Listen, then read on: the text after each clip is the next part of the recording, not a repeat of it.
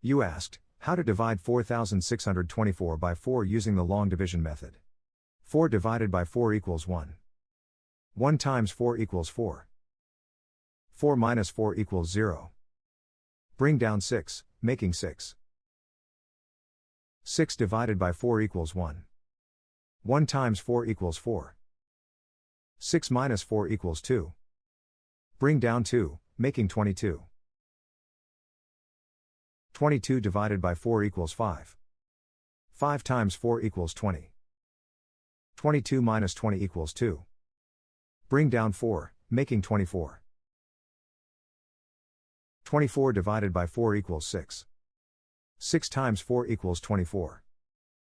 24 minus 24 equals 0. The remainder is 0. The final result is 1156.